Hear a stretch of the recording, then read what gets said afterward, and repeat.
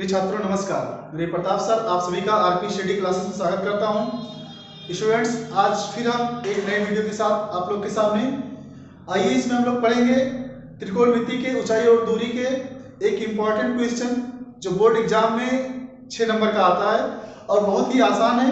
आप लोग देखिए ध्यान से, यहाँ पर लिखा हुआ है कि किसी मीनार के आधार से एक ही सरल रेखा में ए तथा बी दूरी पर स्थित दो बिंदुओं ए तथा बी से देखने पर मीनार के शिखर का उन्नयन कोण एक दूसरे के कोटिपूरक है। पहले क्या करेंगे हम लोग, सबसे पहले एक मीनार बनाएंगे। अभी एक मीनार बनाइए, ये एक मीनार है।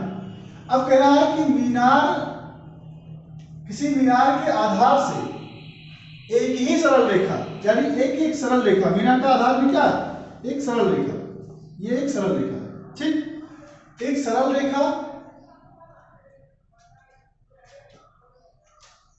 में ए तथा बी दूरी पर, यानी कि ये मीनार का आधार है, इससे एक तरफ ए दूरी ले लीजिए और एक तरफ क्या ले लीजिए, बी दूरी, ये। और इसके शिखर के उन्नयन कोण जो है वो एक दूसरे क्या है, इस बिंदु को दे दीजिए। यहां पर एक तरफ बिंदु ए है और एक तरफ क्या है, बी है, ठीक। अब इस बिंदु ए से जो मीनार का शिखर है इसका उन्नयन कोण, ठीक, और यहां से बिंदु बी के उन्नयन कोण, ये एक दूसरे के कोटिपूरक है। तो स्टूडेंट, कोटिपूरक क्या होता है, यदि दो कोणों का योगफल 90 अंश हो तो उसे कोटिपूरक कहते हैं। कहने का मतलब कि यदि एक कोण 60 अंश है तो इससे कोटिपूरक कितना होगा, 30। दो कोणों का योग यदि 90 अंश होगा तो क्या होगा, कोटिपूरक होगा। अब देखिए, अगर ये कोण हम लोग क्या मान लें, ये कोण मान लेगा थीटा, क्या मान लें, थीटा, तो ये कोण कितना हो जाएगा, ये हो जाएगा 90 माइनस थीटा। क्या हो जाएगा, 90 माइनस थीटा। क्यों, जब थीटा और 90 माइनस थीटा को जोड़ोगे तो minus theta plus theta cut जाएगा, कितना आएगा, 90 आएगा। तो जो ये दोनों शिखर के, जो मीनार के शिखर का जो दोनों का उन्नयन कोण है वो एक दूसरे का कोटिपूरक है। यहां पर समझने वाली चीज ये है कि कोटिपूरक क्या है कि इन कोणों को, इस कोण को और इस कोण को अगर जोड़ा जाए तो कितना आ जाए, 90 अंश आ जाए। ऐसी स्थिति में हमें क्या करना है कि सिद्ध करना है कि मीनार की ऊंचाई √AB है। क्या सिद्ध करना, AB। अब देखिए, मीनार की ऊंचाई को हम लोग क्या मान लेंगे, h मान लेंगे, ठीक। मीनार की ऊंचाई h। अब देखिए, इसको a दे दिया, ये b दे दिया।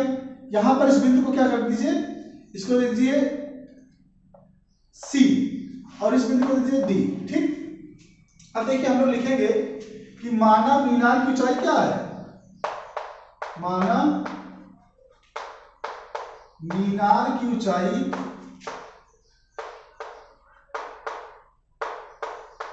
h मीटर है।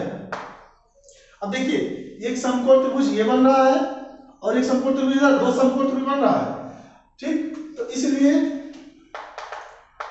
समकोण त्रिभुज, इसमें ACD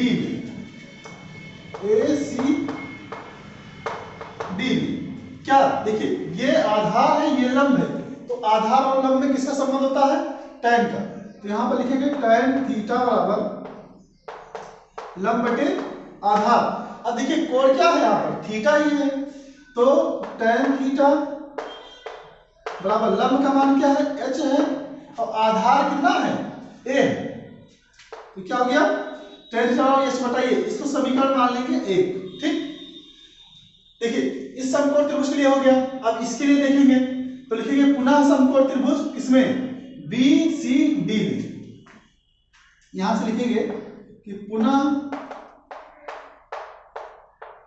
समकोण त्रिभुज BCD में। यहां देखिए, अब यहां इसके लिए थीटा ये कोण है, इस कोण के लिए आधार ये है और लंब ये है, तो tan थीटा ये कितना है, 90 माइनस थीटा बराबर लंब कितना है, h, और आधार कितना है, b, ठीक। अब देखिए, एक चीज और होता है, 90 tan 90 माइनस थीटा किसके बराबर होता है, cos थीटा के।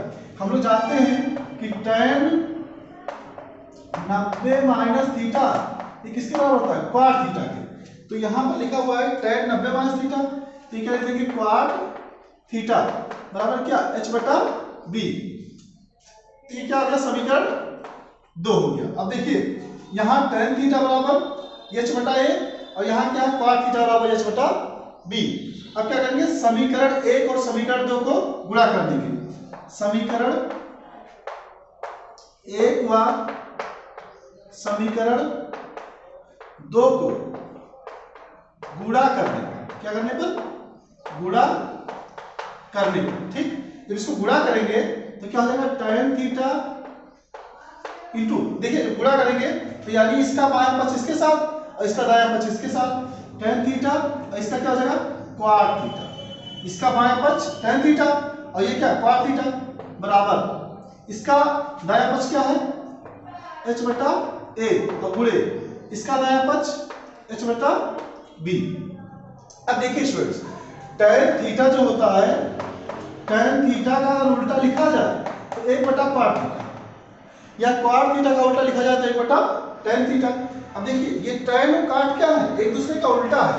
तो यहाँ पर लिखा हुआ है कि tan थीटा और क्वाड थीटा क्या लिखते हो? 1 बटा tan थीटा, 1 बटा tan थीटा बराबर, देखिए h को h से गुणा करेंगे तो हो जाएगा h स्क्वायर बटे a और b, जब गुणा करेंगे तो क्या हो जाएगा? ab।